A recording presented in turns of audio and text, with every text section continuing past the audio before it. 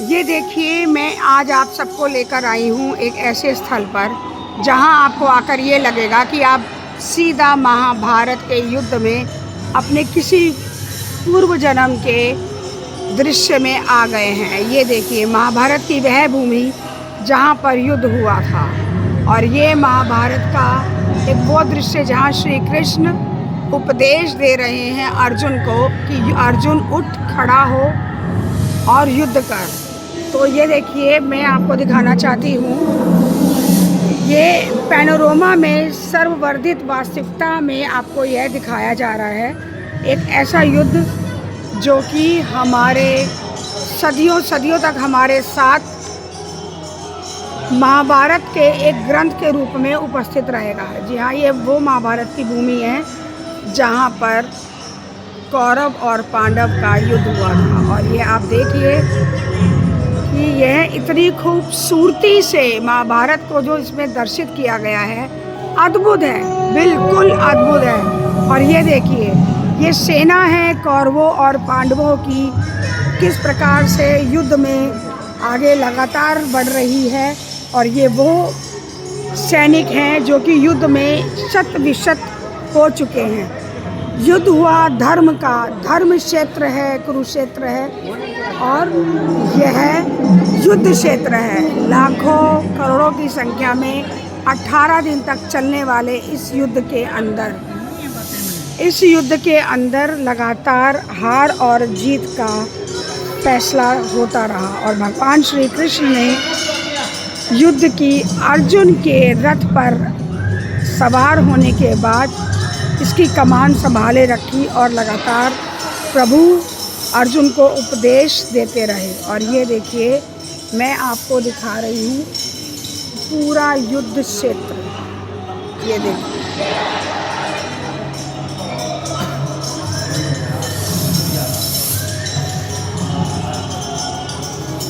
और ये मैं उसी जगह पर हूँ जहाँ पर विभिन्न प्रकार से लोग आए हुए हैं अलग अलग स्थानों से, और पूरे युद्ध को अपनी आँखों से देख रहे हैं। और आप आवाज़ भी सुन पा रहे होंगे पीछे युद्ध की। ये देखिए, युद्ध चल रहा है, लोग शक्त विक्षत हैं। और यकीन मानिए, बहुत अद्भुत दृश्य है, बहुत अद्भुत दृश्य है। और ये सेना खड़ी हुई है, ये देखिए।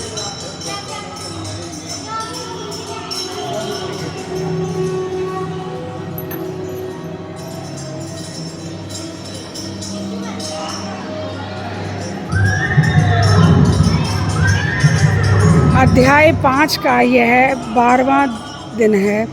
अर्जुन को मारने के लिए भगदत्त द्वारा छोड़े वैष्णवास्त्र को श्री कृष्ण ने अपनी छाती पर ही रोक लिया।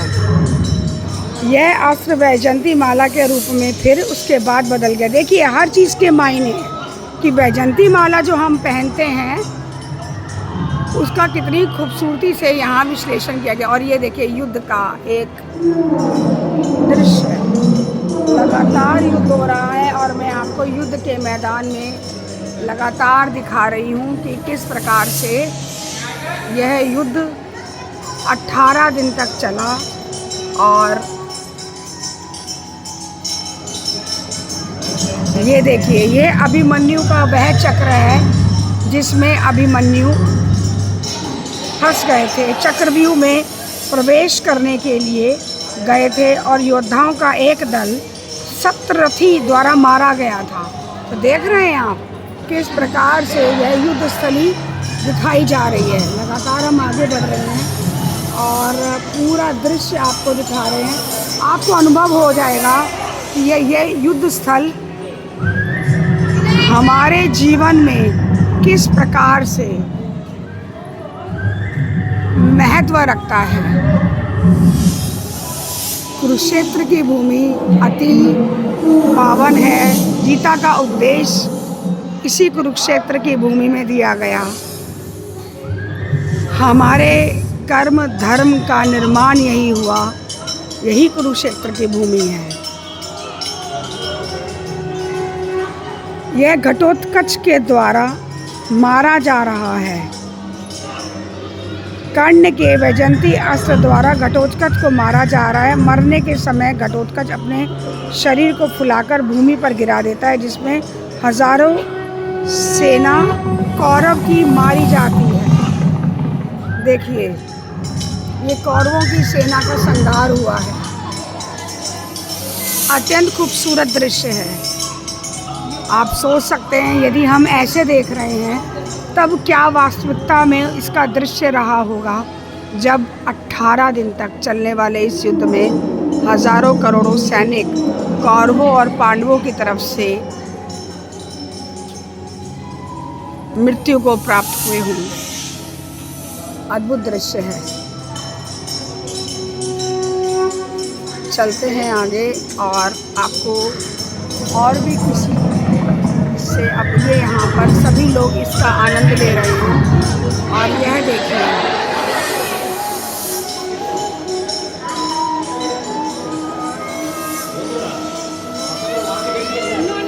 आगे चलते हैं तो इस प्रकार से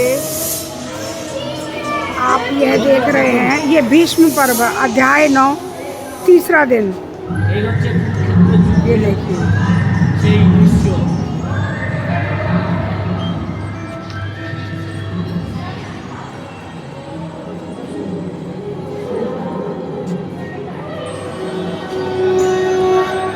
वो भीष्म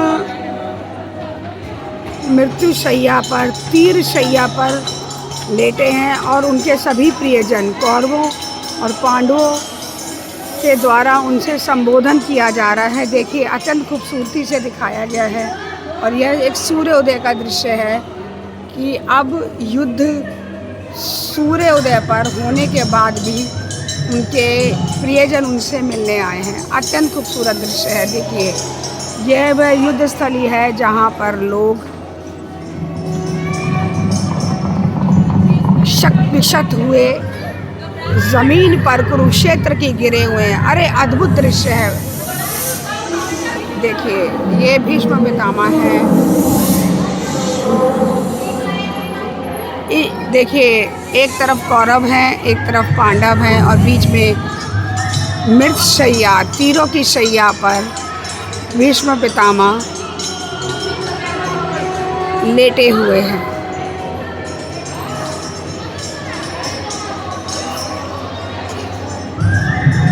अद्भुत दृश्य है, अद्भुत। आप महसूस कर सकते हैं कि किस प्रकार से 18 दिन का वह युद्ध रहा होगा, जिसमें हजारों करोड़ों सेना के लोग शत हुए होंगे। युद्ध हुआ होगा, धर्म युद्ध है, कर्म युद्ध है, कुरुक्षेत्र है। ये श्री कृष्ण के उपदेश नगरी है। ये